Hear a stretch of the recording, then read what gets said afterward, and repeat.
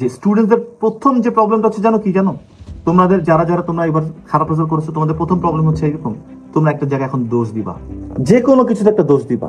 যাদের রেজাল্ট খারাপ হয়েছে যে কোনো কিছুতে একটা দোষ দিবা, কোনো সমস্যা নেই, কারণ পৃথিবীতে কোনো কিছুতেই কোনো কিছুর দোষ ছাড়া হয় নাই। সিস্টেমের সমস্যা, এই সমস্যা, এই যারা ব্লেম দেয় তারা সারা জীবন ব্লেম দিতেই থাকে।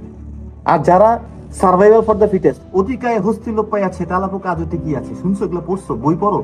ওই যারা তেলাপোকার মতো প্রতিটা জায়গায় সার্ভাইভ করতে পারে, বুঝে কন্ডিশনে এখন এরকম, এই জায়গায় আমাকে এইভাবে অ্যাডজাস্ট করতে হবে, rather than giving blame to somewhere, take the all the responsibilities and fix it up, analysis, research, then fix this up and then proceed. এরাই কাজ করতে পারবে, এছাড়া কি করতে পারবে না। সো ফার্স্ট যে জায়গাটা তোমাদের রেজাল্ট খারাপ হয়েছে, যাদের যাদের হয়েছে, প্রথম যে জিনিসটা, যেখান থেকে কোচিং করছো, যেখান থেকে শিখছো, যে পরিবেশে করছো, যার জন্য হয়েছে না হয়েছে, যেটা হয়েছে না কেন, এমনও যেতে পারবে ফেসবুক, ঠিক আছে, অনেক ডিস্টার্ব করছে, স্টিল ডোন্ট ব্লেম ইট। সবারই সমস্যা আছে, আমি বলছি অবশ্যই সমস্যা আছে, কেউ না কেউ কোনো না কোনো দিক থেকে তোমার টেক কেয়ারটা করা হয় না, যার জন্য তোমার স্কোর ভালো হয়েছে। হয়তো তুমি অনেক কিছু পারতা, পরীক্ষার হলে যায় তোমাকে মেন্টালি, যে আমরা যেটা মেডিটেশন করাই আর কি, যে পরীক্ষার হলে যায় কিন্তু ভাই পারলেই হলো না, পরীক্ষা লিখতে হবে, সেটার জন্য নার্ভ শক্ত থাকা দরকার, নার্ভ।